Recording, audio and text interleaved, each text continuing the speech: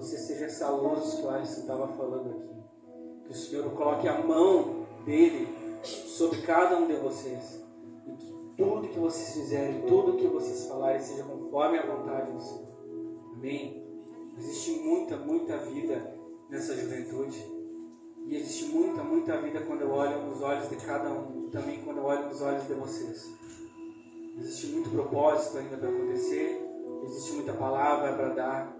Existe muito abraço para dar. Existe muito amor para transmitir. E esse menino aqui, ele fala bastante, pastor, aquele ali. E eu quero te dizer que parabéns, tu tem todos os requisitos para ser usado grandemente nas mãos de Deus para trazer a palavra. Porque a vergonha de falar, ela tem enterrado muitos ministérios. E essa é uma coisa que temor e vergonha não são a mesma coisa. E essa é uma vergonha que Deus nunca deixou que plantasse no teu coração. E por isso que Deus vem semeando cada vez mais e mais a palavra no teu coração. Porque tu é um campo pronto. Tu é um campo pronto para semeadura. E em nome de Jesus eu profetizo que em breve tu vai ter a tua colheita com o Senhor. Amém? Quero convidar todos a abrir suas Bíblias em Isaías capítulo 53. Uma palavra bem conhecida de todo mundo.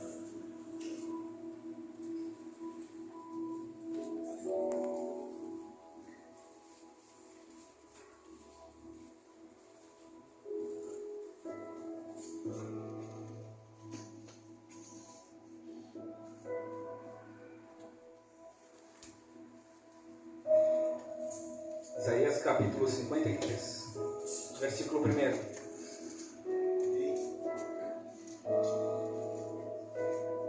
Eu quero que vocês prestem atenção nessa leitura, porque quando se fala de amor, como todos estavam falando aqui, essa é uma leitura muito importante.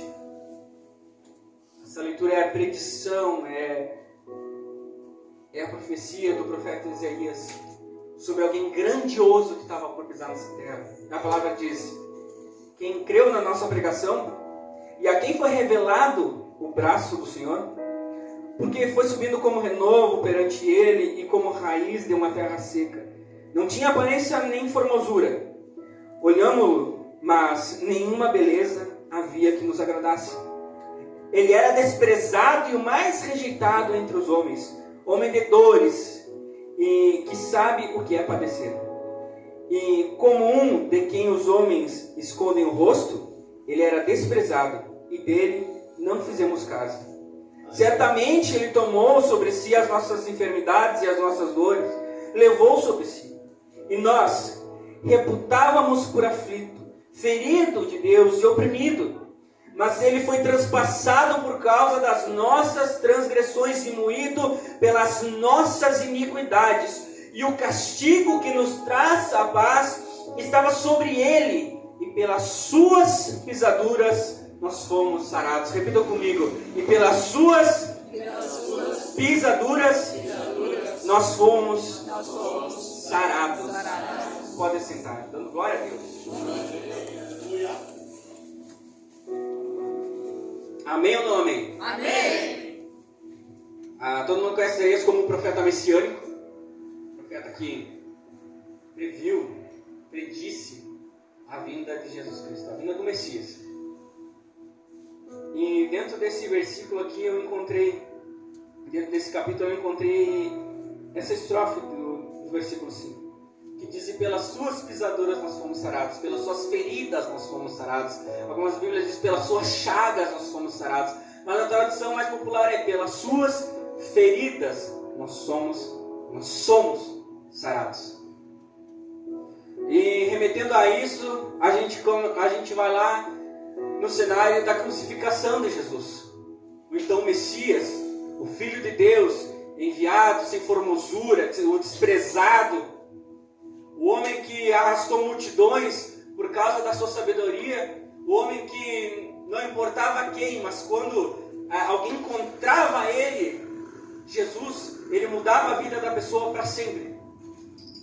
Esse resquício ele continua até hoje, porque Jesus ele continua vivo, amém? Amém. Ele continua vivo. E ainda é assim até os dias de hoje, porque ele é e ele sempre será. E continua assim. quem encontra com Jesus é transformado para sempre. Para sempre. E no cenário da crucificação a gente começa a ver o sofrimento de Jesus Cristo no momento em que ele é preso. Quando o sofrimento dele começa quando ele é traído. Quando é estabelecida sobre Judas uma situação ao qual ele teria que revelar qual daquelas pessoas era Jesus. E através de um beijo, através de um ato de carinho, através de um ato de amor, um ato de paixão, um ato que para nós é o extremo demonstração de afeto, foi usado para trair Jesus. Para dizer, este é o homem que vocês têm que prender. Sabe, nem todos os atos de carinho eles são realmente verdadeiros. A gente tem que analisar. Jesus veio para passar tanta coisa semelhante ao que nós passamos aqui na terra, que Jesus também passou por isso, por uma traição, por uma rasteira, através de uma pessoa que ele tanto amava, uma pessoa que ele escolheu a dedo, uma pessoa que ele escolheu, chamou pelo nome. Não é que Jesus não soubesse que ele ia ser traído, mas Jesus sabia que ia acontecer e Jesus aceitou o acontecimento. Amém? A partir daquele momento, Jesus foi levado então preso pelos fariseus e ali foi começada uma grande saga, uma noite conturbada, ao qual ele foi julgado, ao qual ele foi transpassado, ao qual as pessoas começaram a deixar ele. E esse foi o segundo sofrimento de Jesus. Quando as pessoas começaram a deixá-lo, as pessoas começaram a negá-lo, porque as pessoas se viam diante de uma situação: ou eu digo que eu o conheço, que eu o sigo, que eu amo ele, ou eu morro. E as pessoas estavam escolhendo negá-lo. Porque se eu falar que eu amo Jesus, eles vão me matar, eles vão me crucificar junto, eles vão me condenar junto. Tanto é que um dos seus discípulos negou ele 3 vezes. Foi Pedro. Mas tudo para que o propósito se concretizasse. Diga, tudo para que o propósito se concretizasse.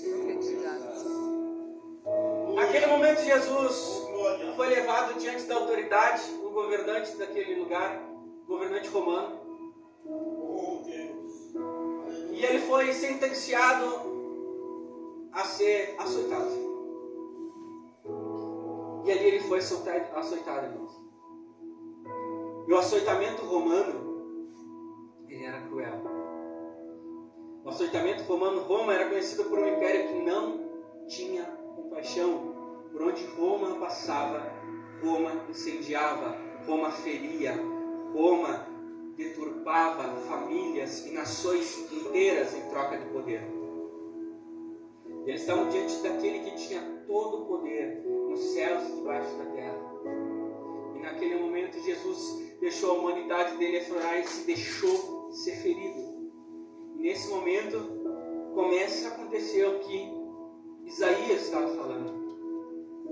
No momento que Jesus foi açoitado, foi ferido, alguns historiadores vão falar, pastor, que as feridas eram tão profundas, que o açoite foi tão intenso, mas tão intenso, que nele se estourou várias hemorragias internas, várias hemorragias externas, que naquele momento Jesus, a pele foi rasgada, as suas costas foram feridas de forma inimaginável, de forma como, se não sabe como Jesus sobreviveu, se não fosse essa natureza de Deus, que sabe por perca de sangue, ou até mesmo por estar sendo açoitado, ele ali naquele momento sentiu vontade de desistir. E anteriormente dessa situação, Jesus estava num jardim chamado Getsemane, com os seus discípulos, e ali, eu imagino Deus revelando para Jesus tudo o que ia acontecer. Por isso que Jesus não fraquejou, porque ele sabia tudo o que ia acontecer. E a Bíblia fala que Jesus estava tão aflito que o suor dele era sangue. Sangue. E os médicos dizem que quando acontece esse fenômeno de suar sangue, é porque acontece um estresse tão severo emocionalmente no cérebro, que o cérebro começa a liberar uma bomba tão grande de adrenalina e de morfina, que aquilo causa uma afinação do sangue, sangue que fica mais aguado. E aí Jesus começou a transpirar esse sangue. Bíblia diz que nesse momento Deus não deixou Jesus atirado, mas que Deus enviou um anjo, que enquanto ele chorava, o anjo consolava ele. Que Deus nunca vai nos deixar a sós com sofrimento. Deus nunca vai nos deixar sós diante da dificuldade. Quando as nossas feridas estão prestes ou já estão abertas, Deus nunca vai nos deixar sós. Deus nunca deixou o seu povo só. E nos momentos que Deus estava ali, calado, mas ainda assim estava ali. Às vezes a gente acha que o silêncio de Deus é ruim. A solidão que a gente sente quando Deus está em silêncio, pastor, não é porque a gente se sente abandonado por Deus, mas é porque naquele momento eu acredito que Deus nos permite experimentar o que é um pouquinho de uma situação sem Ele. E é por isso que esse vazio ele se aflora no nosso coração nesse momento de crise que todo cristão vive, sem exceção. Então Jesus foi açoitado, e não bastando o açoite, o povo achou que não era suficiente para aquele homem que estava se achando filho de Deus. Aquele homem que outra hora estava sendo louvado, outra hora estava sendo exaltado, aquele homem que outra hora estava arrastando multidões, multiplicando pães e peixes, alimentando mais de 5.000 pessoas. Aquele homem que andou sobre as águas. Aquele homem que foi visto falando do amor de Deus. Aquele homem que foi visto curando um cego. Aquele homem que foi visto curando um paralítico. Aquele homem, quando as pessoas viram o milagre acontecer, estava sendo rejeitado por essas mesmas pessoas pela qual ele veio trazer a bênção. E esse foi o terceiro sofrimento de Jesus. Com a carne abalada, com o sentimento talvez abalado, porque Jesus era Deus, mas também era um homem.